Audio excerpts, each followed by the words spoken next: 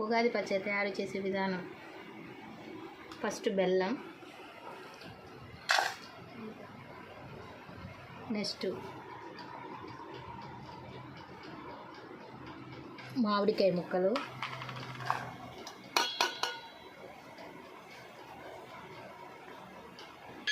Next వేప పువ్వు,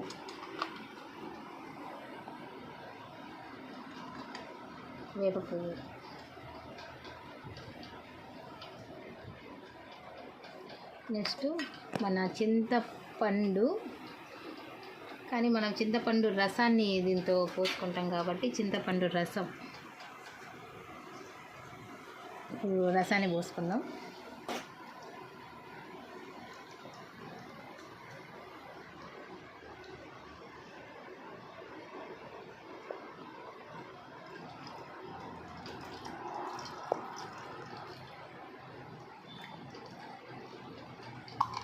తర్వాత ఉప్పు, కారం,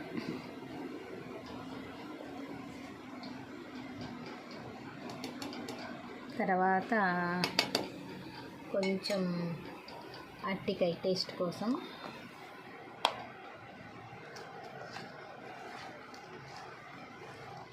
చేత కలుపుకొని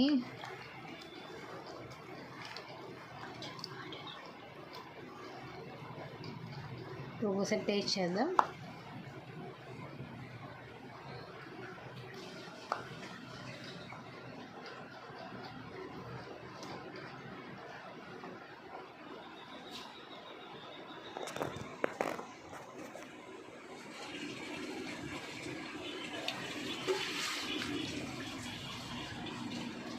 ఇంతే ఉగాది పచ్చడి తయారు చేసుకునే విధానం చాలా సింపుల్, ఈజీ మెథడ్.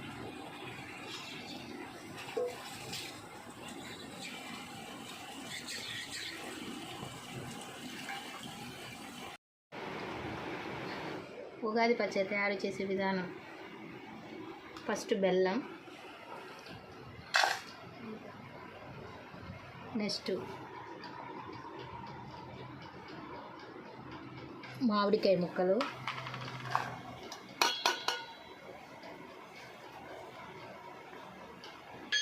నెక్స్ట్ వేప పువ్వు,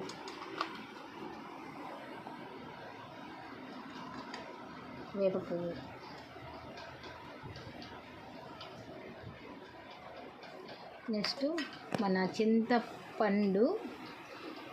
కానీ మనం చింతపండు రసాన్ని దీంతో పోసుకుంటాం కాబట్టి చింతపండు రసం. రసాన్ని పోసుకుందాం.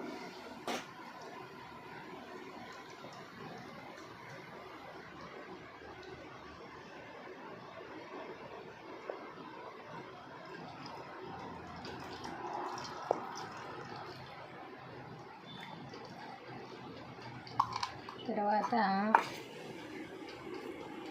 ఉప్పు, కారం,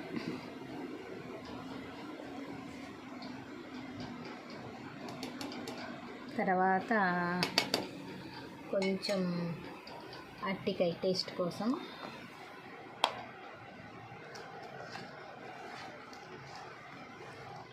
చేత కలుపుకొని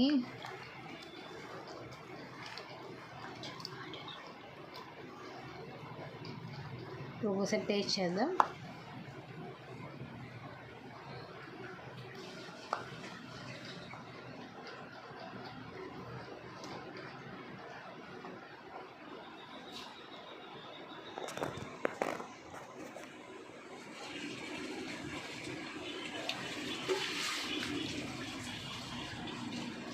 ఇంతే ఉగాది పచ్చడి తయారు చేసుకునే విధానం చాలా సింపుల్, ఈజీ మెథడ్.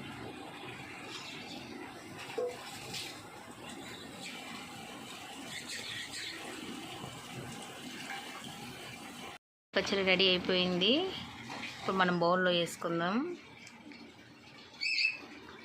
ఇందులో బెల్లం ఆనందానికి సంకేతం, ఉప్పు జీవితంలో ఉత్సాహానికి సంకేతం, వేప పువ్వు చేదు జ్ఞాపకాలు, పచ్చి మామిడి పండు ఉంది కదా, పచ్చి మామిడి పండు కొత్త సవాళ్ళు ఎదుర్కోవాలి. మన జీవితంలో ఎన్నో కొత్త సవాళ్ళు వస్తూ ఉంటాయి, వాటన్నిటిని ఎదుర్కోవడం.